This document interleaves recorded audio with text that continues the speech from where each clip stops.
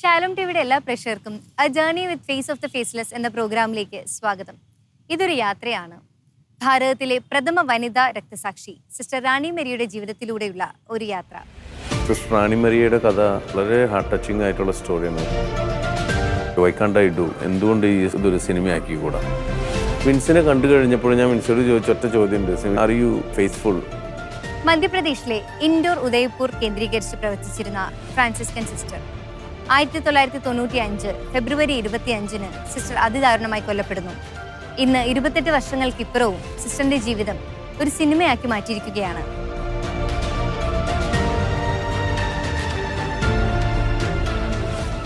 സൂര്യനുരുകുന്നു ജീവനു വേണ്ടി, ജീവപ്രപഞ്ചത്തിനു വേണ്ടി. ഒരു സിനിമയുടെ കപ്പിത്താൻ എന്ന് പറയുന്നത് അതിന്റെ സംവിധായകനാണ്. കാലം കരുതി വെച്ച ഒരു ജീവിതത്തെ പുനരാവിഷ്കരിച്ച് ഒരു സിനിമയാക്കി മാറ്റിയിരിക്കുകയാണ്. The face of the faceless സംവിധായകൻ Shaison P Ouseph. A journey with face of the faceless എന്ന യാത്രയിലേക്ക് നമുക്ക് സ്വാഗതം ചെയ്യാം ഷെയ്സൻ പിയൗസിനെ. Hi sir. സോ ഇന്നലെയാണ് സാറിൻ്റെ face of the faceless movie കണ്ടത്. വളരെ നല്ലൊരു മൂവിയാണ്. ആദ്യം തന്നെ അതിന് അപ്രിസിയേഷൻ സാറിന്. ഒരുപാട് നാൾ സാർ സ്റ്റഡി ചെയ്തിരുന്നു ഇങ്ങനൊരു മൂവിക്ക് വേണ്ടി, അല്ലെങ്കിൽ ഏതെങ്കിലും തരത്തിൽ സിസ്റ്റർ സാറിനെ ഇൻസ്പയർ ചെയ്യുക അല്ലെങ്കിൽ ഇൻഫ്ലുവൻസ് ചെയ്തിട്ടുണ്ട് ഇങ്ങനൊരു മൂവി ടീമിൽ എത്താൻ വേണ്ടി? ഞാൻ കുറേ രാജ്യങ്ങളിൽ ഡോക്യുമെൻ്ററികളും ഷോർട്ട് ഫിലിംസും ചെയ്തിട്ടുണ്ട്. എന്നെ സംബന്ധിച്ചിടത്തോളം കഥകൾ, ഹൃദയത്തെ ടച്ച് ചെയ്യുന്ന കഥകൾ എപ്പോഴും ഓഡിയൻസ് സ്വീകരിക്കും. അപ്പോൾ അതുകൊണ്ട് സിസ്റ്റർ റാണി മരിയയുടെ കഥ അത്തരത്തിലുള്ളൊരു കഥയാണ്. വളരെ ഹാർട്ട് ടച്ചിങ് ആയിട്ടുള്ള സ്റ്റോറിയാണ്. നിങ്ങൾ സിനിമ കണ്ടുകൊണ്ട് നിങ്ങൾക്കറിയാവുന്നതാണ്. അപ്പോൾ ഇത്തരത്തിലുള്ളൊരു കഥ എൻ്റെ മനസ്സിലേക്ക് വന്നപ്പോൾ 2015-16 കാലഘട്ടത്താണ് ഈ കഥയെ മുൻപ് അറിയാമായിരുന്നുവെങ്കിൽ കൂടി കഥ മനസ്സിൽ കിടന്ന് ഇങ്ങനെ ഇപ്പോൾ ഒരു 2015-16 കാലഘട്ടത്തിൽ ഇതിനെപ്പറ്റി കൂടുതൽ പഠിക്കണമെന്നോ അല്ലെങ്കിൽ കൂടുതൽ അറിയണമെന്നൊരു ആഗ്രഹം തോന്നി. ആ സമയത്താണ് അമീർ ഖാൻ്റെ ഒരു സീരീസ് ഓഫ് ഷോസ് ടെലിവിഷനിൽ ഉണ്ടായിരുന്നു.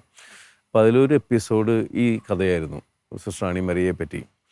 അപ്പോൾ അത് കണ്ടു കഴിഞ്ഞ് കഴിഞ്ഞപ്പോൾ എനിക്ക് അല്പം കൂടി ഒരു കോൺഫിഡൻസും അതുപോലെ തന്നെ ഒരു ബൂസ്റ്റും കിട്ടി. Okay, why can't I do, എന്തുകൊണ്ട് ഇതൊരു സിനിമയാക്കിക്കൂടാ? പിന്നെ അവിടെ നിന്നുള്ള ഒരു ഈ കഥയെ പറ്റിയിട്ടുള്ളൊരു പഠനമായിരുന്നു. അപ്പോൾ ഈ കഥ കേട്ട് കഴിഞ്ഞപ്പോൾ അല്ലെങ്കിൽ കഥയെ പറ്റി കൂടുതൽ അറിയണമെന്ന് എനിക്ക് ആഗ്രഹം തോന്നി. പിന്നെ 2016 മുതൽ നമ്മൾ ഒരു യാത്രയായിരുന്നു. സിസ്റ്റർ റാണി മരിയ ജീവിച്ച സ്ഥലങ്ങളിലൂടെ അല്ലെങ്കിൽ സിസ്റ്റർ റാണി മരിയ പ്രവർത്തിച്ച സ്ഥലങ്ങളിലൂടെ ഒരു യാത്ര. ഈ യാത്രയിൽ കുറേ ആളുകൾ, സിസ്റ്റർ റാണി മരിയായിട്ട് ബന്ധമുള്ള ആളുകൾ, പിന്നെ സിസ്റ്ററിൻ്റെ കൂടെ ജോലി ചെയ്ത ആളുകൾ, ഇവരെയൊക്കെ കണ്ട് ഇവരോട് സംസാരിച്ചു. Very much. അപ്പോൾ നമ്മുടെ കൂടെ സ്ക്രിപ്റ്റ് റൈറ്ററും ഉണ്ടായിരുന്നു, ജയബാലാനന്ദ് എന്ന് പറഞ്ഞൊരു ആൾ. അപ്പോൾ ആളുകളെ കാണും തോറും ഞങ്ങൾക്ക് ഈ കഥയിലുള്ള വിശ്വാസം കൂടി വന്നിരുന്നു. കാരണം എന്ന് വെച്ചാൽ സിസ്റ്റർ റാണി മരിയെ പറ്റി ഏകദേശം ഒരു 7ഓളം അല്ലെങ്കിൽ 8ഓളം പുസ്തകങ്ങൾ ഇറങ്ങിയിട്ടുണ്ടെങ്കിൽ കൂടി അതിലെല്ലാം തന്നെ വളരെ വളരെ കുറച്ചാണ് സിസ്റ്റർ റാണി മരിയെ പറ്റി പറഞ്ഞിട്ടുള്ളൂ. അപ്പോൾ ഈ ആളുകളായിട്ട് ബന്ധപ്പെടുമ്പോൾ അവരുടെ എക്സ്പീരിയൻസ് അല്ലെങ്കിൽ അവരെങ്ങനെയാണ് സിസ്റ്റർ റാണി മരിയെ കണ്ടത്, അവരുടെ ഹൃദയം എങ്ങനെയാണ് സിസ്റ്റർ റാണി മരിയെ തൊട്ടത് എന്നുള്ള ഒരു വൺ ഫീലിംഗ് കിട്ടുന്നു നമുക്ക്. അപ്പോൾ അതും കൂടി കിട്ടിക്കഴിഞ്ഞപ്പോൾ ഞങ്ങൾക്ക് ഇഷ്ടംപോലെ കണ്ടൻറ്റായി. 2018 ആയപ്പോഴേക്കും ചിലപ്പോൾ ആ ഒരു സീരീസിൽ നിന്നാണ് അതിൻ്റെ തുടക്കം എന്ന് പറയുന്നു. അപ്പോൾ റാണി മരിയ സിസ്റ്ററിനെ പറ്റി തന്നെ ചെയ്യണം എന്ന് വിചാരിക്കാൻ എന്തെങ്കിലും പ്രത്യേക കാരണമുണ്ടോ? നമുക്കിപ്പം വേറെയും കുറേ ഒരുപാട് വിശുദ്ധരും കാര്യങ്ങളും ഒക്കെ ഉണ്ട് നമ്മുടെ കേരളത്തിൽ നിന്ന് തന്നെ.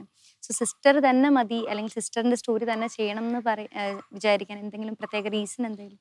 വളരെ കറക്റ്റാണ്. കാരണം എന്ന് വെച്ചാൽ ഒത്തിരി കഥകൾ, നമ്മളെല്ലാവരും കഥകൾ കൊണ്ടു നടക്കുന്ന ആൾക്കാരാണ് മനസ്സിൽ, നമ്മൾക്കും ഉണ്ടാവും കഥകൾ. പക്ഷേ സിസ്റ്റർ റാണി മരിയയുടെ കഥ എന്നെ ഒത്തിരി സ്പർശിച്ചൊരു സംഗതി എന്ന് പറഞ്ഞാൽ, അതായത് ഒരു ജനതയ്ക്ക് വേണ്ടി ജീവൻ ബലി കഴിക്കാം. അതിപ്പം ഗാന്ധിജി മരിച്ചു, അല്ലെങ്കിൽ എബ്രഹാം ലിങ്കൻ വെടിയേറ്റു, അങ്ങനെയുള്ള പല സംഭവങ്ങളും നടക്കാം.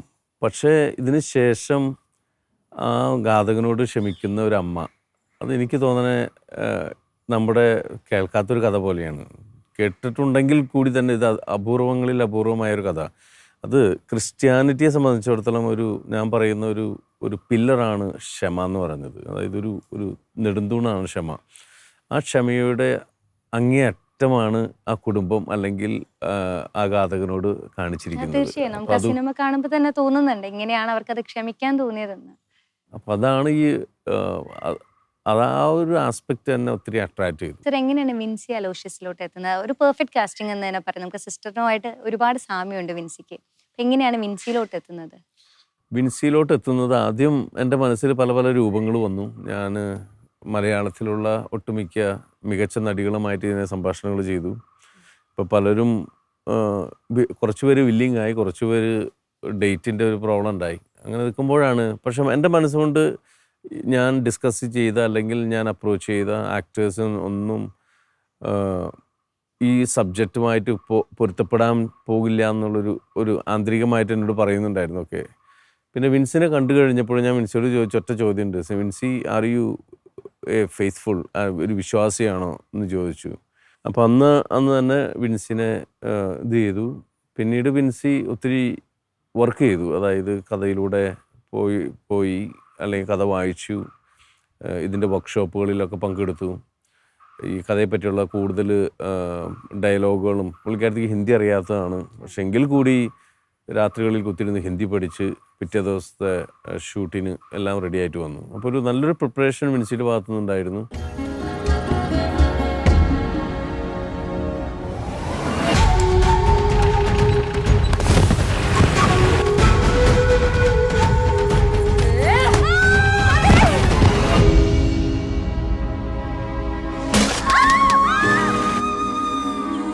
കൺമുന്നിൽ ആളുകൾ ചികിത്സ കിട്ടാതെ മരിച്ചു വീഴുന്നത് കാണാൻ പറ്റാത്തോണ്ടാ. അവരൊന്നും നിങ്ങളുടെ നാട്ടുകാരോ റിലേറ്റീവ്സോ ഒന്നും അല്ലല്ലോ. സർ മ്യൂസിക്കിന്റെ കാര്യം അൽഫോൻസ് സാറാണ് മ്യൂസിക് ചെയ്തേക്കുന്നത്. മ്യൂസിക് എത്രത്തോളം ഇൻഫ്ലുവൻസ് ചെയ്തിട്ടുണ്ട് ഈ ഒരു മൂവി പ്രേക്ഷകരിലേക്ക് എത്തിക്കാൻ? ഈ മൂവിയുടെ അതായത് ഈ സിനിമയുടെ നിർമ്മാണത്തിൽ അൽഫോൻസ് ജി തുടക്കം മുതലേ ഉണ്ട്. അദ്ദേഹം ഞാൻ പുള്ളിയോട് പറഞ്ഞതെന്ന് വെച്ചാൽ ഇതൊരു ഗ്രാമത്തിൻ്റെ പശ്ചാത്തലത്തിലുള്ളതാണ്, ഒരു ഉത്തരേന്ത്യൻ ഗ്രാമത്തിൻ്റെ പശ്ചാത്തലത്തിൽ. അപ്പോൾ അതുകൊണ്ട് നിങ്ങൾ ചെയ്യുന്ന മ്യൂസിക് ആ തരത്തിലായിരിക്കണം. അദ്ദേഹം ആ ഗ്രാമങ്ങളിൽ പോയി താമസിച്ചിട്ട് അവിടുത്തെ പഴയ അതായത് പ്രായം ചെന്ന ആളുകളെ കണ്ടുപിടിച്ച് അവരുടെ മ്യൂസിക് എന്തായിരുന്നു. ഇതിലൊരു ഹിന്ദി നാടോടിപ്പാട്ടുണ്ട്. ഈ ഹിന്ദി നാടോടിപ്പാട്ട്, ഹിന്ദി എന്ന് പറയാൻ പറ്റില്ല, അവിടുത്തെ കൊളോക്കിയൽ ലാംഗ്വേജിലുള്ളൊരു നാടോടിപ്പാട്ട്, അത് അവിടെ ഒരു സ്ത്രീയെ കൊണ്ട് പാടി റെക്കോർഡ് ചെയ്യിച്ചതാണ്. ആ സോങ്ങാണ് ഇപ്പോഴും ആ സിനിമയിൽ പാടുന്നത്.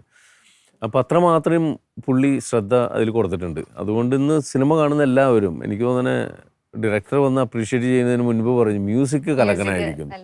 അപ്പം അത്രമാത്രം അത്ര കൺസേൺ ആയിരുന്നു പുള്ളി ആ മ്യൂസിക്കിനെ പറ്റി. ശരി, നമുക്ക് കാണുമ്പോഴും തോന്നാറുണ്ട് ആ സിനിമയ്ക്ക് അനുസരിച്ച് പോകുന്നുണ്ട്. നമുക്ക് വേറെ പ്രത്യേകിച്ച് ഒരു പാട്ട് കണ്ട പോലെ അല്ല, മൂവിക്ക് അനുസരിച്ച് ഒഴുകുന്നുണ്ട് സോങ്സും. സർ ഒരു ഡയറക്ടർ എന്ന നിലയിൽ ഇത് എത്രത്തോളം പ്രേക്ഷകരിലേക്ക് എത്തിക്കാൻ കഴിഞ്ഞു എന്ന് സാറിന് തോന്നുന്നുണ്ട് ഈ ഒരു മൂവി? തുടക്കത്തിൽ ഞങ്ങൾ വിചാരിച്ചു, അതായത് റിലീസ് കഴിഞ്ഞപ്പോൾ വിചാരിച്ചു ഇത് ഒരാഴ്ച ഓടുമെന്നാണ്. പക്ഷെ അത് ഒരാഴ്ചയല്ല, ഇപ്പോൾ 3 ആഴ്ച കഴിഞ്ഞപ്പോൾ 4ാമത്തെ ആഴ്ചയിലേക്ക് കിടക്കുകയാണ്. എനിക്ക് തോന്നുന്നു ഒരു വിധത്തിലുള്ള കേരള പ്രേക്ഷകരിലേക്ക് എത്തിക്കാനായിട്ട് നമ്മളെ കൊണ്ട് കഴിഞ്ഞിട്ടുണ്ട്. ഇനിയിപ്പോൾ ജനങ്ങളാണ് വീണ്ടും തീരുമാനിക്കേണ്ടത് ഇനി എത്രമാത്രം ആളുകൾ കാണുമെന്നുള്ളത്. പുറത്ത് യൂറോപ്പിലും അമേരിക്കയിലും ഒക്കെ ഇതിൻ്റെ സ്ക്രീനിങ് ആരംഭിച്ചിട്ടുണ്ട്. വളരെ നല്ല റെസ്പോൺസാണ് കിട്ടുന്നത്. കാരണം ഇപ്പോൾ ഒരു 45-ൽ പരം അന്തർദേശീയ സിനിമ ഫെസ്റ്റിവലിൽ ഇത് നമ്മൾ അവതരിപ്പിച്ചു. 40ഓളം അവാർഡുകൾ തന്നെ കിട്ടി. അപ്പോൾ അതിൻ്റെ തന്നെ ഒരു എനിക്ക് തോന്നണ ഒരു എന്തെങ്കിലും കാതലില്ലാതെ ആളുകൾ അവാർഡ് തരില്ല എന്നുള്ളൊരു ഇതാണ്. അപ്പോൾ ഇത് പിക്കപ്പ് ചെയ്യുന്നുണ്ട്. ഓക്കെ സർ, അവസാനമായിട്ട് ഒരു ചോദ്യം കൂടെ വളരെ പേഴ്സണലായിട്ട് ചോദിക്കുകയാണ്. ഈ ഒരു സിനിമയുടെ ഷൂട്ടിംഗ് നടക്കുന്ന സമയത്ത് എന്തെങ്കിലും ഒരു പേഴ്സണൽ എക്സ്പീരിയൻസ് എന്തെങ്കിലും ഉണ്ടായിട്ടുണ്ടോ? ഇപ്പോൾ ഈ സിനിമ ഓരോ ദിവസവും ചെല്ലുന്തോറും അത് എപ്പോൾ നിൽക്കും എന്നതായിരുന്നു എൻ്റെ ഒരു ചിന്ത. കാരണം എന്ന് വെച്ചാൽ അത്രമാത്രം ഒന്നാമത്തിൽ നമ്മളിത് തുടങ്ങിയത് വളരെ ഒരു ചെറിയ സിനിമ എന്ന നിലയ്ക്കാണ്. ഇപ്പോൾ ഒരു 6-7 കോടിയുടെ അടുത്ത് ചെന്ന് നിൽക്കുന്ന ഈ സിനിമ ഓരോ ദിവസം സിനിമയിൽ എപ്പോഴും എക്സ്പെൻസ് കൂടിക്കൊണ്ടിരിക്കുകയുള്ളൂ. പിന്നെ ഒരു റാണി മരിയ അല്ലെങ്കിൽ ഒരു കന്യാസ്ത്രീയുടെ പടം അറിയുമ്പോൾ ഒരു പ്രൊഡ്യൂസേഴ്സിന് കിട്ടാനും ബുദ്ധിമുട്ടാണ്. അപ്പോൾ കിട്ടിയ പ്രൊഡ്യൂസേഴ്സ് അല്ലാന്നുണ്ടെങ്കിൽ നമ്മളെ സഹായിക്കുന്ന ടീമുകളാണെങ്കിൽ കൂടി ഒരു ലിമിറ്റ് കഴിയുമ്പോൾ നമുക്ക് ചോദിക്കുന്നതിനും ഒരു ഇതുണ്ട്. അപ്പോൾ അതുകൊണ്ട് സിനിമ എപ്പോൾ നിൽക്കും എന്നുള്ള ഒരു ചിന്തയായിരുന്നു. അപ്പം നമ്മൾ ഇപ്പോൾ പ്രൊഡ്യൂസറായാലും ഞാനായാലും അല്ലെങ്കിൽ വേണ്ടപ്പെട്ടവരായാലും ഞങ്ങളുടെ ഒറ്റൊരു പ്രാർത്ഥന ഉണ്ടായിരുന്നുള്ളൂ. ഞാനിപ്പോഴും ഓർക്കുന്നുണ്ട്, എൻ്റെ അസിസ്റ്റൻസൊക്കെ ടേബിളിൻ്റെ മുകളിൽ സിസ്റ്റർ റാണി മരിയയുടെ ഒരു പടം വെച്ചിട്ടുണ്ട്. ഈവൻ എഡിറ്റർ പറയുന്നുണ്ട്, എഡിറ്ററിൻ്റെ എഡിറ്റ് ചെയ്യുന്ന മെഷീൻ്റെ അടിയിൽ റാണി മരിയയുടെ പടമാണ്. അപ്പോൾ ഈ റാണി മരിയയുടെ പടത്തിനുള്ള പ്രത്യേകത ചിരിക്കുന്ന പടമാണ്, എപ്പോഴും ചിരിക്കുന്നൊരു പടമാണ്. അപ്പോൾ ഈ എഡിറ്റർ ഈ പടത്തെ നോക്കി പറയുന്നു പറഞ്ഞ്, അതായത് വല്ലാണ്ടൊന്നും ചിരിക്കണ്ട, ഞങ്ങളുടെ ഈ പടം ഒന്ന് ശരിയാക്കി തരണം. അതായത് അത്രമാത്രം ബുദ്ധിമുട്ടുകളിലൂടെ പോയിട്ടാണ് ഈ സിനിമ ഇന്ന് ഇപ്പോൾ ഈ തിയേറ്ററിൽ എത്തിക്കാനായിട്ട് ഞങ്ങളെ കൊണ്ട് കഴിഞ്ഞത്. അപ്പോൾ ഇതിലെല്ലാം ഈ യാത്രയിൽ വളരെ നമുക്ക് ദൃശ്യമായിട്ട് കാണാൻ പറ്റില്ല എങ്കിൽ കൂടി അദൃശ്യമായ എന്തോ ഒരു തരത്തിലുള്ള ഒരു ദൈവിക സഹായം, അല്ലെങ്കിൽ ഒരു ഡിവൈൻ ഹാൻഡ് എന്ന് പറയും നമ്മൾ, ദൈവത്തിൻ്റെ കൈ എന്ന് പറയുന്ന പോലെ അത് ചലിച്ചിട്ടുണ്ട്. അല്ലാതെ ഈ നിമിഷം ഇന്ന് ഈ സിനിമയെ പറ്റി പറയാൻ വരെ ഞാനിവിടെ ഉള്ളത് തന്നെ അത് അത്തരത്തിലുള്ള ഒരു സാഹചര്യമാണ്. തീർച്ചയായും സിസ്റ്ററിന്റെ എല്ലാ അനുഗ്രഹങ്ങളും ഉള്ളതുകൊണ്ട് തന്നെ സിനിമ വളരെ ഭംഗിയായിട്ട് മുന്നേറുന്നുണ്ട്. ഇനിയും ഉയരങ്ങളിലേക്ക് എത്തട്ടെ, അവാർഡ്സുകൾ വാങ്ങിക്കൂട്ടട്ടെ. സാറിന് എല്ലാവിധ ആശംസകളും നേരുന്നു. Thank U.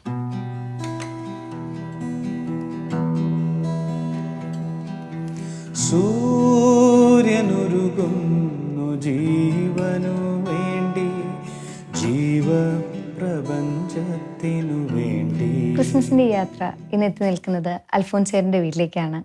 The face of faceless മൂവിയുടെ മ്യൂസിക്കിനെ കുറിച്ചും ക്രിസ്മസ് വിശേഷങ്ങളെ കുറിച്ചും നമുക്ക് ചേട്ടനോട് തന്നെ ചോദിച്ചറിയാം. നമസ്കാരം ചേട്ടാ. നമസ്കാരം. ചേട്ടാ, ആദ്യം തന്നെ ക്രിസ്മസ് ആശംസകൾ. ഈ ക്രിസ്മസിന് ഒരു ഇരട്ടി മധുരം പോലെ തന്നെയാണ് ഫേസ് ഓഫ് ഫേസ്ലെസ് മൂവി വളരെ വിജയകരമായി യാത്ര നടത്തുകയാണ്. പ്രേക്ഷകർ വളരെ നന്നായിട്ട് അത് സ്വീകരിച്ചു. എന്താണ് സിനിമയുടെ വിശേഷങ്ങളൊക്കെ? വളരെയധികം സന്തോഷം. കാരണം പ്രധാനമായിട്ട് ഈ ഒരു പ്രൊജക്റ്റ് തുടങ്ങിയ സമയത്ത് വളരെയധികം നമ്മളെ ഹൃദയസ്പർശിയായിട്ട് ടച്ച് ചെയ്തിട്ടുള്ളൊരു സ്ക്രിപ്റ്റായിരുന്നു. കാരണം ആദ്യം തന്നെ സ്ക്രിപ്റ്റ് വായിച്ച് കേൾക്കുന്ന സമയത്ത് ശരിക്കും പറഞ്ഞാൽ റാണി മരിയ സിസ്റ്ററിനെ കുറിച്ച് കേട്ടിട്ടുണ്ട്. അതായത് ഇങ്ങനെ നോർത്ത് ഇന്ത്യയിൽ പോയി മിഷണറി പ്രവർത്തനം നടത്തി മരിക്കേണ്ടി വന്ന, പിന്നെ അതുപോലെ തന്നെ ഒരു ക്ഷമയുടെ, പക്ഷെ അങ്ങനെ കേട്ട് പോയി എന്നുള്ളതല്ലാതെ കൂടുതൽ ആഴത്തിൽ ഞാൻ അതിനകത്തോട്ട് പോയിട്ടുണ്ടായിരുന്നില്ല. പക്ഷേ ഈ ഒരു സ്ക്രിപ്റ്റ് വായിക്കുന്ന സമയത്താണ് എത്രത്തോളം ഡീപ്പാണ് ഈ സ്റ്റോറി എന്നുള്ളത് കൃത്യമായിട്ട് മനസ്സിലാക്കാനായിട്ട് സാധിച്ചത്. അതുമാത്രമല്ല, സ്റ്റോറി കേട്ടതിന് ശേഷം ഞങ്ങൾ കുറച്ച് പേരെല്ലാവരും കൂടിയിട്ട് ഈ സിസ്റ്റർ ഉണ്ടായിരുന്ന സ്ഥലത്ത്, ഉദയനഗർ എന്ന് പറയുന്ന സ്ഥലത്ത് ഞങ്ങളവിടെ പോയി സിസ്റ്റർ മരിച്ച സ്ഥലം, പോയ വഴികൾ, മഠം, ഗ്രാമം, അവിടെയുള്ള ആളുകളെയൊക്കെ പോയി കണ്ടു കഴിഞ്ഞപ്പോഴത്തേക്കും ആണ് ശരിക്കും ഈ മൂവിയുടെ ഒരു ഡെപ്ത് എത്രത്തോളം ഉണ്ടെന്നുള്ളത് മനസ്സിലായത്. പിന്നെ അതൊരു റിലീജിയസ് ഒരു മൂവി എന്നതിനേക്കാൾ അപ്പുറത്തായിട്ടൊരു വളരെ ശക്തമായിട്ട് ഒരു മനുഷ്യ സ്നേഹത്തെ പ്രതി, അല്ലെങ്കിൽ ഒരു സ്വന്തം ജീവൻ വരെ ബലികഴിച്ച ഒരു സ്ത്രീയുടെ ഒരു കഥ എന്നുള്ള രീതിയിൽ നമ്മൾ എടുക്കുകയാണെന്നുണ്ടെങ്കിൽ ഒരു ഭയങ്കരമായിട്ടുള്ളൊരു അനുഭവമാണ് ശരിക്കും അതിനകത്ത്. ആൻഡ് ഡെഫിനറ്റ്ലി നമുക്ക് ഇമാജിൻ ചെയ്യാൻ പറ്റാത്ത രീതിയിലുള്ളൊരു ഫൊഗീവ്നെസ്സിൻ്റെ ഒരു സ്റ്റോറി ഉണ്ട്. കാരണം ഇതിനെല്ലാം ശേഷം സിസ്റ്ററുടെ അമ്മയും സഹോദരിയും ഈ കൊന്ന ആളെ അവരെ പോയി കണ്ട് അദ്ദേഹത്തിനോട് ക്ഷമിക്കുകയും ഒരു സ്വന്തം മകനെ പോലെ സ്വീകരിക്കുന്നു എന്ന് പറയുന്നൊരു സിറ്റുവേഷൻ, ദാറ്റ് ഈസ് റിയലി നമുക്ക് ചിന്തിക്കാവുന്നതിലപ്പുറത്താണ്. എന്ന് മാത്രമല്ല, അത് നല്ല രീതിയിൽ അപ്രിഷ്യേറ്റ് ചെയ്യപ്പെടേണ്ടതും നമുക്കൊക്കെ അനുകരിക്കാവുന്ന രീതിയിലുള്ളൊരു മാതൃകയാണ്. അപ്പോൾ അതുകൊണ്ട് അതിപ്പം ഇറങ്ങി റിലീസായി കുറേ നാളുകളായിട്ട് ഇതിൻ്റെ പുറകിലുള്ള വർക്ക് ഉണ്ടായിരുന്നു. അപ്പോൾ അതിൻ്റെ മലയാളം വേർഷൻ നമുക്കിവിടെ ഇറക്കാനായിട്ട് സാധിച്ചു. അതിലൊത്തിരി സന്തോഷമുണ്ട്. ഈ സിനിമ ഒരു പെർട്ടിക്കുലർ ഒരു റിലീജിയസ് മൂവി അല്ലെങ്കിൽ ഒരു വിഭാഗം ആൾക്കാരെ സംബന്ധിച്ചൊരു മൂവിയാണ്. സോ ഇതിന് എടുക്കുന്ന എഫേർട്ട് വളരെ വലുതാണ്. അപ്പോൾ ഇത് എത്രത്തോളം പ്രേക്ഷകർ സ്വീകരിക്കും എന്നുണ്ടായിരുന്നോ, അല്ലെങ്കിൽ എന്ത് മോട്ടീവായിരുന്നു ഇങ്ങനെ ഒരു മൂവി എടുക്കണം എന്ന് തോന്നിക്കാൻ? ഇത് ശരിക്കും പറഞ്ഞാൽ ഞാൻ നേരത്തെ പറഞ്ഞ പോലെ ആദ്യം നമ്മളൊരു റിലീജിയസ് മൂവിയാണോ അല്ലെങ്കിൽ എന്താണ്, പക്ഷേ ഇതിനെ അപ്രോച്ച് ചെയ്തിരിക്കുന്ന രീതി, ഇതിൻ്റെ ഡയറക്ടർ ഇതിനെ അപ്രോച്ച് ചെയ്തിരിക്കുന്ന രീതി എന്ന് പറയുന്നത് ഒരു റിലീജിയസ് മൂവി എന്നുള്ള രീതിയേക്കാൾ അപ്പുറത്ത് ഒരു വളരെ പച്ചയായിട്ട് ഒരു മനുഷ്യ ജീവിതങ്ങളിൽ നടക്കുന്ന പല സംഭവങ്ങളും, പ്രത്യേകിച്ച് നോർത്ത് ഇന്ത്യയിലൊക്കെ അവിടെ ഈ ജനങ്ങളെ പട്ടികളെ പോലെ കൺസിഡർ ചെയ്യുകയും അല്ലെങ്കിൽ അതിനേക്കാൾ നീചമായിട്ട് കാണുകയും ഒരു മനുഷ്യൻ്റെ ഒരു ബേസിക് ആയിട്ടുള്ള നീഡ്, ഒരു വെള്ളം, അല്ലെങ്കിൽ അവർക്ക് താമസിക്കുന്നതിന് ആവശ്യമായിട്ടുള്ള കാര്യങ്ങൾ, അല്ലെങ്കിൽ അവർക്ക് ജോലി ചെയ്യുന്നതിന്, അല്ലെങ്കിൽ അവർ ജോലി ചെയ്ത ആ പ്രയത്നത്തിൻ്റെ ഔട്ട്കം, അതായത് അവർ കൃഷി ചെയ്തൊക്കെ കൊണ്ടുവരുന്ന സംഭവങ്ങൾ അത് വിൽക്കാനുള്ള വിറ്റ് അതിൽ നിന്ന് എന്തെങ്കിലും അവർക്ക് ലഭിക്കാനുള്ള അവസരങ്ങൾ പോലും നിഷേധിക്കപ്പെടുന്ന രീതിയിൽ, അത് ഈ കാലഘട്ടത്തിൽ പണ്ട് നടന്ന എന്ന് പറഞ്ഞാൽ പോലും നൂറ്റാണ്ടുകൾക്ക് മുമ്പ് നടന്ന കാര്യമല്ല. ഇറ്റ്സ് വെരി റീസെൻ്റ് ആയിട്ടെന്ന് വേണമെങ്കിൽ നമുക്ക് പറയാം എന്നുള്ള രീതിയിലാണ് സംഭവിക്കുന്നത്. അപ്പം ആ ഒരു കാര്യത്തിൽ ശക്തമായിട്ട് ഒരു അവർക്ക് വേണ്ടി നിലകൊണ്ടുക. അതിലുപരിയായിട്ട് എന്നെ അത്ഭുതപ്പെടുത്തിയൊരു കാര്യം, അവിടെ ഈ അന്യായമായിട്ട് ഇവർക്ക് ലോണൊക്കെ നിഷേധിച്ചിട്ടുണ്ട് കൃഷി ചെയ്യാനും ഇതിനൊക്കെ വേണ്ടിയിട്ട്. അപ്പോൾ അങ്ങനെ എല്ലാം കൊണ്ട് ഇവരെ ഞെരുക്കി ഇവർക്കൊന്നും ചെയ്യാൻ പറ്റാത്തൊരു സിറ്റുവേഷൻ വന്നപ്പോൾ ഒരു സ്വാശ്രയ ബാങ്ക് എന്ന് പറഞ്ഞൊരു കോൺസെപ്റ്റ്, അത് തിങ്ക് ചെയ്യാൻ പറ്റില്ല. അവർ തന്നെ അവരൊരിക്കലും അങ്ങനെ ചിന്തിച്ചിട്ടില്ല. പക്ഷേ അവരോട് പറയുവാണ് അവരുടെ കയ്യിലുള്ളത് ചെറുതാണെങ്കിലും കൊണ്ടുവരാൻ പറയുക. അങ്ങനെ എല്ലാവരുടെയും കൂടെ ചേർത്ത് വന്നു കഴിയുമ്പോഴത്തേക്ക് അവർക്കൊരു വലിയൊരു എമൗണ്ട് അവരുടെ കയ്യിലേക്ക് വരിക. അത് വെച്ചിട്ട് അവർ കൃഷിക്ക് വേണ്ടി സാധനങ്ങൾ വാങ്ങിക്കും, കൃഷി ഇറക്കുകയും അപ്പോൾ ഒരു സ്വാശ്രയ ഒരു ബാങ്ക് എന്നൊക്കെ പറഞ്ഞൊരു കോൺസെപ്റ്റ് ആ ഗ്രാമത്തിൽ കൊണ്ടുവന്നു. അങ്ങനെ കുറേ കാര്യങ്ങൾ. അപ്പം അങ്ങനെയൊക്കെ സംഭവങ്ങൾ പതുക്കെ സംഭവിക്കുന്നു എന്ന് കണ്ടു കഴിഞ്ഞപ്പോഴത്തേക്കും അധികാരികൾ പതുക്കെ സപ്പോർട്ട് ചെയ്യാൻ തുടങ്ങി. അങ്ങനെ അതൊരു വളരെ ശക്തമായിട്ടുള്ളൊരു മൂവ്മെൻ്റായിട്ട് വരികയും അതിൻ്റെ ഒരു ദേഷ്യത്തിലാണ് ഈ ജന്മിമാരുടെയും അങ്ങനെയൊക്കെയുള്ള അവരുടെ ഒരു ഇതിൽ ഈ സിസ്റ്ററിനെ വധിക്കാനായിട്ടുള്ളൊരു സിറ്റുവേഷൻ ഉണ്ടാകുന്നത്. അപ്പോൾ അതുകൊണ്ട് ഇത് എന്താണെങ്കിലും പുറത്ത് ഇറങ്ങണം, അല്ലെങ്കിൽ ഒരു വുമൺ എംപവർമെൻറ്റ് എന്നൊക്കെ പറയുന്ന പോലെ, അല്ലെങ്കിൽ ഒരു സമൂഹത്തെ തന്നെ എംപവർ ചെയ്യുന്നൊരു അനുഭവം പോലെയുള്ളൊരു ഇതായതുകൊണ്ട് ഇത് തീർച്ചയായിട്ടും ഈ സിനിമ പുറത്ത് ഇറങ്ങണം എന്നുള്ളൊരു ആഗ്രഹത്തോടു കൂടിയാണ് ശരിക്കും വർക്ക് ചെയ്തത്. പിന്നെ ഇതിലെ പാട്ടുകളെ പറ്റി പറയുകയാണെങ്കിൽ കൈതപ്രം തിരുമേനിയാണ് ലിറിക്സ് എഴുതിയിരിക്കുന്നത്. അപ്പം അദ്ദേഹത്തെ കൊണ്ട് എഴുതിക്കണം എന്ന് മനസ്സിൽ ആഗ്രഹം വെച്ചിട്ട് ജസ്റ്റ് ഞങ്ങൾ കഥ പറയാൻ വേണ്ടി മാത്രം പോയതാണ്. ഞാനും ഇതിൻ്റെ എക്സിക്യൂട്ടീവ് പ്രൊഡ്യൂസറും എഡിറ്ററും ആയിട്ടുള്ള രഞ്ജൻ എബ്രഹാം, അദ്ദേഹവും ഞാനും കൂടിയിട്ടാണ് പോകുന്നത്. കാര്യം ഡയറക്ടർ ആ സമയത്ത് ബോംബെയിലായിരുന്നു. അപ്പോൾ ഞങ്ങളവിടെ ചെന്ന് ഞങ്ങൾ ഇത്രയേ ഉദ്ദേശിച്ചുള്ളൂ, ഈ കഥയെക്കുറിച്ച് പറയണം, ഒരു പാട്ട് ഞങ്ങൾക്ക് വേണ്ടി എഴുതണം, അതിനുള്ളൊരു സമ്മതമൊക്കെ വാങ്ങിക്കൊണ്ട് തിരിച്ചു വരിക എന്നുള്ള രീതിയിൽ അവിടെ ചെന്ന് ഞങ്ങൾ ഈ കഥ ഇതെല്ലാം പറഞ്ഞു കഴിഞ്ഞപ്പോഴത്തേക്കും അദ്ദേഹം ഒരു നിമിഷം ശാന്തമായിട്ടിരുന്നിട്ട് പെട്ടെന്ന് എഴുതി, എന്നിട്ട് പറഞ്ഞു ഇതൊന്ന് നോക്ക് എന്ന്. അപ്പം അത് സൂര്യനുരുകുന്നു എന്ന് പറഞ്ഞ് തുടങ്ങുന്ന ഒരു ഭാഗം. അപ്പം ശരിക്കും ഈ കഥയുടെ എല്ലാ അംശങ്ങളും സാരാംശവും ആ പാട്ടിനകത്ത് വരികളിലുണ്ട്. ആൻഡ് അപ്പം ഞാൻ പറഞ്ഞു ഓക്കെ, ഞാൻ എന്തായാലും ഞാൻ ഈ വരി വെച്ചിട്ട് ഞാൻ പതുക്കെ കമ്പോസ് ചെയ്യാം, അപ്പോൾ ഞാനിനി നെക്സ്റ്റ് വരുമ്പോഴത്തേക്ക് ഞാൻ ട്യൂണൊക്കെ ചെയ്തിട്ട് ഞാൻ വരാമെന്നൊക്കെ പറഞ്ഞപ്പം കൈതപ്രം തിരുമേനി എൻ്റെ അടുത്ത് പറഞ്ഞു ഒരു കാര്യം ചെയ്യൂ, അൽഫോൺസ് ഇപ്പം തന്നെ ഇരുന്ന് ഒന്ന് ട്രൈ ചെയ്ത് നോക്കൂ എന്ന് പറഞ്ഞു. അപ്പം എനിക്ക് പെട്ടെന്നൊരു ഇപ്പം തന്നെ ചെയ്യണോ എന്നുള്ളൊരു സംഭവം വന്നു. പക്ഷേ അദ്ദേഹം പറഞ്ഞു എനിക്ക് തോന്നുന്നു ഇപ്പം തന്നെ ഇരുന്ന് കഴിഞ്ഞാൽ നല്ല ട്യൂണ് വരും, നമുക്ക് ഇപ്പം തന്നെ ഒന്ന് ശ്രമിക്കാമെന്ന് പറഞ്ഞപ്പം ആ ഒരു പ്രചോദനത്തിൽ അവിടെ തന്നെ ഇരുന്ന് ഒരു 10-15 മിനിറ്റിൻ്റെ ഉള്ളിൽ പാട്ടിൻ്റെ ട്യൂണ് ഫൈനലായി. ഞാൻ റഫായിട്ട് ഞാനത് അവിടെ സ്റ്റുഡിയോ ഉണ്ടായിരുന്നു, ആ സ്റ്റുഡിയോയിൽ ഇരുന്ന് തന്നെ പാടി അത് ഡയറക്ടർക്ക് അയച്ചു കൊടുത്തു. ഡയറക്ടർക്കും ഭയങ്കര ഇഷ്ടമായി. അങ്ങനെയാണ് സൂര്യനുരുകുന്നു എന്ന് പറഞ്ഞ സോങ് ഉണ്ടാകുന്നത്. ചേട്ടൻ പറഞ്ഞല്ലോ കൈതപ്രം സാർ ഇത്ര വേഗം ചിട്ടപ്പെടുത്തി തന്ന ആ ഗാനം. സോ അത് രണ്ടുപേരും ഞങ്ങൾക്ക് വേണ്ടി പാടാവോ?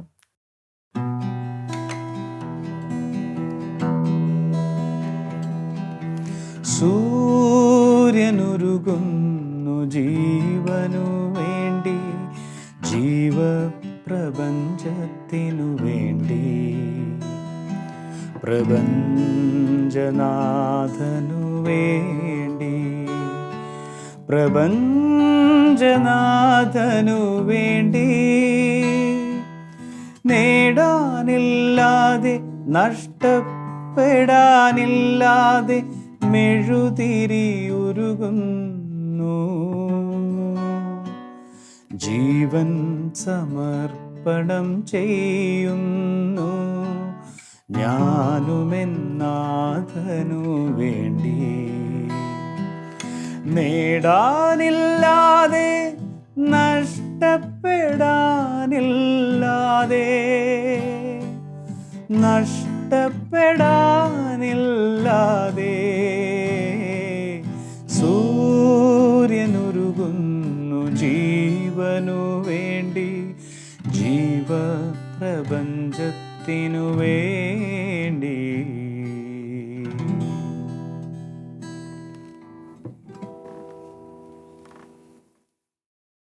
വളരെ മനോഹരമായിട്ടുള്ളൊരു ഗാനമാണ്. ഇപ്പം നമ്മൾ മൂവിയിൽ കേൾക്കുന്നതിലും ഇവിടെ നിന്ന് കേൾക്കുമ്പോൾ കുറച്ചുകൂടെ ലൈക്ക് അത് ഭയങ്കര ഡീപ്പായിട്ട് നമുക്ക് ഫീൽ ചെയ്യുന്നുണ്ട്, ഉള്ളിൽ തട്ടുന്ന പോലെ.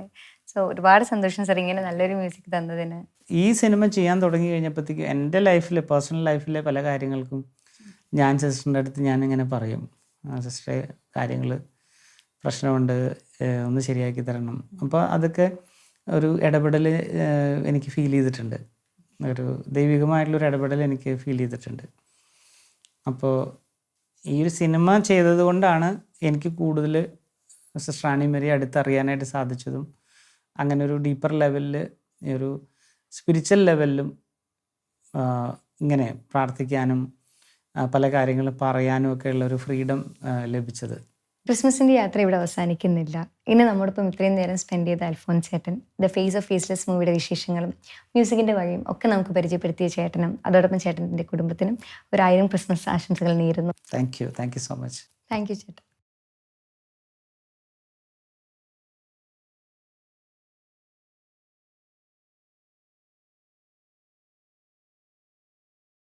ഇന്ന് നമ്മോടൊപ്പം ആയിരിക്കുന്നത് the face of the faceless മൂവിയുടെ സ്ക്രിപ്റ്റ് റൈറ്റർ ജയ്പാൽ അന്തൻ സാറാണ്. സർ, സ്വാഗതം. സർ, എന്തൊക്കെയാണ് face of the faceless movie? പുതിയ വിശേഷങ്ങൾ എന്തൊക്കെയാണ് സിനിമയുടെ? 2017 ഷൈസൻജി കൊച്ചിയിൽ, ബോംബെയിൽ നിന്ന് കൊച്ചിയിൽ വന്നിട്ട് ഞങ്ങളവിടെ ഒരു റെസ്റ്റോറൻറ്റിൽ ഇരുന്നിട്ട് അദ്ദേഹം എൻ്റെ അടുത്ത് പറയുകയാണ്, ഞാനിങ്ങനെ ഒരു സിനിമ എടുക്കാൻ പോവാണ്, 54 വെട്ടി കൊല ചെയ്യപ്പെട്ട ഒരു കന്യാസ്ത്രീയുടെ ബയോപിക്കാണ് അതെന്ന് പറയുന്നത്. ഞാൻ കിടുങ്ങി ഇരുന്ന് പോവാണ്. കാരണം 54 വെട്ടി കൊല ചെയ്യപ്പെട്ട ഒരു കന്യാസ്ത്രീ എന്ന് പറയുന്നത് നമുക്ക് നമ്മുടെ സങ്കല്പത്തിന് അപ്പുറം, നമുക്ക് സങ്കല്പിക്കാനേ പറ്റുന്നില്ല എന്താണ് ആ വിഷയം എന്നുള്ള രീതിയിൽ വളരെ നമുക്ക് ആകാംക്ഷ ഉണ്ടാവുകയും അദ്ദേഹം അവിടെ തന്നെ ഇരുന്നിട്ട് ആ സിനിമയെക്കുറിച്ചുള്ള പുള്ളിയുടെ ഒരു കൺസെപ്റ്റ് എന്നോട് പറയുകയും ചെയ്യണം. തീർച്ചയായിട്ടും അത് ഒരു ഇൻ്റർനാഷണൽ സിനിമ എന്നുള്ള രീതിയിൽ തന്നെയാണ് 2017 ഷൈസൻജി കൺസീവ് ചെയ്തിരിക്കുന്നത്. ഒരു നല്ല സിനിമ, മനുഷ്യർക്ക് എളുപ്പത്തിൽ കമ്മ്യൂണിക്കേറ്റ് ചെയ്യുന്ന ഒരു സിനിമ തന്നെയാണ് ഷൈസൻജി കൺസീവ് ചെയ്തത്. സർ, അപ്പോൾ ആ കഥ പറയുന്ന സമയത്ത് സാറിന് ഈ സിസ്റ്റർ റാണി മരിയനെ കുറിച്ച് അറിയാം? തീർച്ചയായിട്ടും അറിയാം. സിസ്റ്റർ റാണി മരിയയുടെ കഥ എനിക്കറിയെങ്കിലും അതിൻ്റെ സമഗ്രമായിട്ട് എനിക്കറിയില്ലായിരുന്നു. ഇപ്പോൾ വർഷങ്ങൾക്ക് മുമ്പ് മനോരമ പത്രത്തിൻ്റെ സപ്ലിമെൻറ്റിലൊക്കെ ഈ കഥ വന്നിട്ടുണ്ട്. പക്ഷെ അതിൽ ഈ 54 വെട്ടി കൊല ചെയ്യപ്പെട്ടു എന്നുള്ളത് നിലക്കുന്ന അന്ന് നമ്മൾ വളരെ വർഷങ്ങൾക്ക് മുമ്പാണ്, നമ്മളത് ശ്രദ്ധിച്ചിട്ടില്ല. അതിൽ 3 സ്ത്രീകളുടെ വളരെ വ്യത്യസ്തമായ അസാധാരണമായ 3 സ്ത്രീകളുടെ ജീവിതമാണ് അതിൽ പറഞ്ഞിരുന്നത്, മുമ്പ് കേട്ടിരുന്നതെന്ന്. സിസ്റ്റർ റാണി മരിയ, തീർച്ചയായിട്ടും സിസ്റ്റർ റാണി മരിയയുടെ അമ്മ എലീഷ അമ്മ, സിസ്റ്റർ റാണി മരിയയുടെ സഹോദരി സെൽമി, ഈ 3 സ്ത്രീത്വത്തിൻ്റെ ഭയങ്കരമായിട്ടുള്ള, നമുക്ക് എന്താണ് സങ്കല്പിക്കാനാവാത്ത 3 തലത്തിലുള്ള മനുഷ്യരാണായിരുന്നു അവർ. സിസ്റ്റർ റാണി മരിയ നമുക്കറിയാം, അവരുടെ ത്യാഗത്തിൻ്റെ ഒരു എക്സ്ട്രീം നിലനിൽക്ക് തന്നെ പറയാവുന്ന ഒരു വ്യക്തിത്വമാണ്. സിസ്റ്റർ സെൽമിയും എലീഷാമ്മയും അവർ മകളുടെ കൊലപാതകിയുടെ മുന്നിൽ നിന്നിട്ട് ആ അമ്മ നമ്മുടെ സിനിമയുടെ എൻഡിൽ പറയുന്നത് പോലെ ആ അമ്മ ആ കൊലപാതകിയുടെ കയ്യിൽ പിടിച്ചിട്ട് എന്താണ് എൻ്റെ മകളുടെ രക്തം വീണ ഈ കൈകൾ ഞാൻ ചുംബിക്കട്ടെ മോനെ എന്ന് പറയുന്ന ആ കൊലയാളിയെ മകനായിട്ട് സ്വീകരിക്കുന്ന ഒരമ്മ എന്ന് പറയുന്നത്. പിന്നെ അതേപോലെ സിസ്റ്റർ സെൽമി സ്വന്തം ചേച്ചിയുടെ ഘാതകനെയാണ് രാഖി കെട്ടിയിട്ട് കൊലയാളിയുടെ ആചാരപ്രകാരം അയാളുടെ ഒരു വിശ്വാസങ്ങളോട് നീതി പുലർത്തിക്കൊണ്ട് അയാളുടെ കയ്യിൽ രാഖി കെട്ടിയിട്ട് അയാളെ സഹോദരനായിട്ട് സ്വീകരിക്കുകയാണ്. ഈ കൊലയാളി സമന്തർ സിംഗിനെ സിസ്റ്റർ അൽഫോൺസ അയാളുടെ ഗ്രാമത്തിൽ നിന്ന് കോൺവെൻറ്റിലേക്ക് വിളിച്ചു വരുത്തുന്നുണ്ട്. അദ്ദേഹമായിട്ട് ഞങ്ങൾ സംസാരിച്ചിട്ടുണ്ട്. വളരെ സിസ്റ്റർ റാണി മരിയെ അതിഭീകരമായിട്ട് അതിക്രൂരമായിട്ട് കൊല ചെയ്ത കൊലയാളി ഞങ്ങളുടെ മുന്നിൽ വളരെ നിശബ്ദനായി ഇരിക്കുകയും ചെയ്തിട്ടുള്ളൂ. അന്ന് സ്വാഭാവികമായിട്ടും സിസ്റ്റർ റാണി മരിയയെ കുറിച്ചുള്ള അന്വേഷണങ്ങൾക്ക് ഞങ്ങൾക്ക് ഒരുപാട് സോഴ്സുകൾ ഉണ്ടായിരുന്നു. കാരണം സിസ്റ്റർ റാണി മരിയയെക്കുറിച്ച് മലയാളത്തിലും ഇംഗ്ലീഷിലൊക്കെ ആയിട്ട് നിരവധി പുസ്തകങ്ങൾ പ്രസിദ്ധീകരിക്കപ്പെട്ടിട്ടുണ്ട്.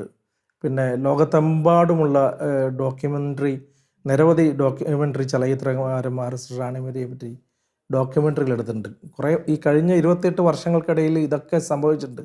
ഈ മെറ്റീരിയൽ മുഴുവൻ ഞങ്ങൾക്ക് കിട്ടിയിട്ടുണ്ട്. അന്നത്തെ പത്ര കട്ടിങ്സ്, അങ്ങനെ ആ കാലത്ത് പഠിക്കാൻ വേണ്ടിയിട്ട് റാണിമരിയുടെ നോർത്ത് ഇന്ത്യയിലെ ജീവിതം പഠിക്കാനായിട്ട് ഞങ്ങൾ എന്തായാലും വർഷങ്ങളോളം ഞാനും ഷൈസൻ ചെയ്യും ചെലവിട്ടിട്ടുണ്ട്. ഈ ഊരിൽ ചിലപ്പോൾ അസുഖങ്ങൾ വരും, ആളുകൾ മരിക്കും. അതിന് ഈ പെണ്ണുമ്പിളക്ക് എന്താ കാര്യം? ഇവിടുത്തെ ആദിവാസികൾ എങ്ങനെ ജീവിക്കണമെന്ന് ഞങ്ങൾ തീരുമാനിച്ചോ. ജവാരിനെ മാത്രമല്ല ബാക്കി എല്ലാ കുട്ടികളും ഞങ്ങൾ പഠിപ്പിക്കാം. നിങ്ങളുടെ ഗ്രാമങ്ങളിൽ ആത്മാഭിമാനത്തോടെ ജീവിക്കാനുള്ള അധികാരമുണ്ട്. അതിനുവേണ്ടി നമ്മൾ എല്ലാവരും ഒറ്റക്കെട്ടായി നിന്നേ പറ്റൂ. വളരെ സീരിയസ് ആയിട്ടൊരു കാര്യം പറയാനാ ഞാനിപ്പോൾ വിളിച്ചത്. ഈ കളികളുടെ ഒക്കെ പുറകില് ആ സ്ത്രീയാ. ഞങ്ങളെ ഒറ്റയ്ക്കാക്കി ഞങ്ങളെ വിട്ട് പോകല്ലേ മദറെ. ഇന്ന് എൻ്റെ ഒപ്പമായിരിക്കുന്നത് ഒരു വിശേഷണത്തിൻ്റെയും ആവശ്യമില്ലാത്ത മലയാളികൾക്ക് ഏറെ സുപരിചിതനായ എഡിറ്റർ ശ്രീ രഞ്ജൻ അബ്രഹാം സാറാണ്. സർ സ്വാഗതം. സർ 2 റോൾസ് ചെയ്യുന്നുണ്ട്, ഒരു എക്സിക്യൂട്ടീവ് പ്രൊഡ്യൂസറായിട്ടും അതുപോലെ തന്നെ എഡിറ്ററായിട്ടും. ആ ഒരു എക്സ്പീരിയൻസ് എങ്ങനെയുണ്ടായിരുന്നു? അപ്പോൾ ഇവിടുത്തെ കാര്യം കോർഡിനേറ്റ് ചെയ്യാൻ ഒരാൾ വേണം, ഒരു ഒഫീഷ്യൽ പേഴ്സൺ വേണം. ഓഫ് കോഴ്സ് പ്രൊഡക്ഷൻ കൺട്രോളർ ഉണ്ട്, പക്ഷേ എന്നാൽ പോലും ഒരു പ്രൊഡ്യൂസറുടെ സ്ഥാനത്ത് നിന്ന് സംസാരിക്കാൻ ഒരാൾ വേണ്ടത് കൊണ്ട് അപ്പോൾ ഡയറക്ടർ പറഞ്ഞു, ഓക്കെ ചേട്ടൻ എന്നാൽ എൻ്റെ എക്സിക്യൂട്ടീവ് പ്രൊഡ്യൂസറും കൂടി ആയിട്ട് നിന്നോളൂ എന്ന് പറഞ്ഞു. അത്രയേ ഉള്ളൂ. പക്ഷേ പിന്നെ ബാക്കി ജോലികളെല്ലാം മിക്കവാറും ഓൾമോസ്റ്റ് ഞാൻ വർക്ക് ചെയ്യുന്ന പടങ്ങളിലൊക്കെ മിക്കവാറും പോസ്റ്റ് പ്രൊഡക്ഷൻ്റെ ഒരു കോർഡിനേഷൻ ഞാൻ തന്നെയായിരിക്കും നടത്താറുള്ളത്.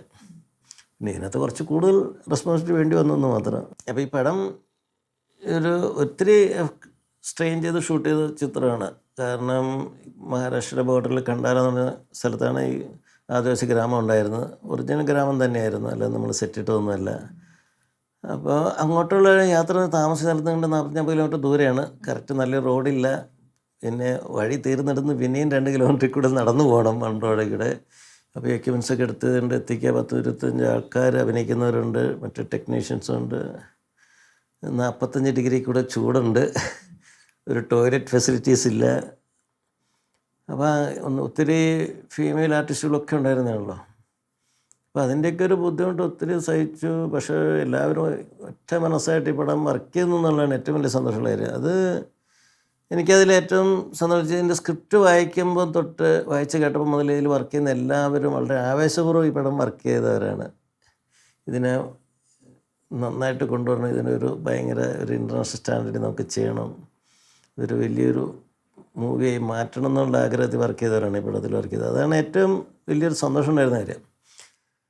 അപ്പോൾ എഡിറ്റ് ചെയ്യുന്ന സമയത്തും എനിക്ക് ആ ഒരു ഉത്തരവാദിത്വം ഉണ്ടായിരുന്നു. ഞാൻ ഒരിക്കലും ഇതൊരു ആർട്ട് ചിത്രമെന്നോ ഒരു ബയോപിക്കാണെന്നോ ഒന്നും ഒരിക്കലും ചിന്തിച്ചിട്ടില്ല. ആ സബ്ജക്റ്റിനോട് നീതി പുലർത്തി അതിനെ എങ്ങനെ ജനങ്ങൾ കാണുമ്പം ഇഷ്ടപ്പെടണം, അവർക്കൊട്ടും മുഷിയാതെ ലാസ്റ്റ് ഫ്രെയിം വരെ കാണുന്നത് ഞാൻ ആഗ്രഹിച്ചത്. ഈവൻ എനിക്ക് തോന്നുന്നത് അതിൻ്റെ എൻഡ് സ്ക്രോൾ പോലും എല്ലാവരും ആകാംക്ഷയോടെ കണ്ടിട്ടുണ്ടാവും. അതുപോലെ തന്നെ അവസാനം എല്ലാവരും കണ്ണൊന്നും നനയാതിരുന്നിട്ടുണ്ടാവില്ല. കുറച്ചെങ്കിലും മനുഷ്യത്തുള്ളവരാണെങ്കിൽ തീർച്ചയായിട്ടും കണ്ണ് നിറഞ്ഞിട്ടുണ്ടാവും.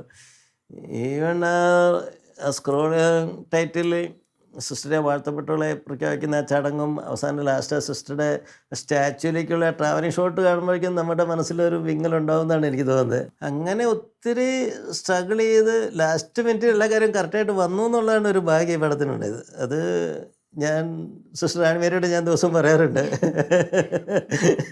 ചിരിച്ചോണ്ടിരുന്നിട്ട് കാര്യമില്ല. ഞാൻ നന്നായി ഞങ്ങൾക്ക് വേണ്ടി പ്രാർത്ഥിക്കണം, ഇല്ലെങ്കിൽ ഇടപെട്ടില്ലെങ്കിൽ ഒന്നും നടക്കില്ല കേട്ടോ. അപ്പോൾ ഞാൻ എൻ്റെ ബെഡ്റൂമിൽ സിസ്റ്ററുടെ ഒരു ഫോട്ടോ വെച്ചിട്ടുണ്ട്. അപ്പം ഞാൻ ദിവസം രാവിലെ പറയാം, ചുമ്മാ ചിരിച്ചിട്ടിരുന്നിട്ട് കാര്യമില്ല, ഒത്തിരി കാര്യങ്ങൾ നടക്കാറുണ്ട് കേട്ടോ.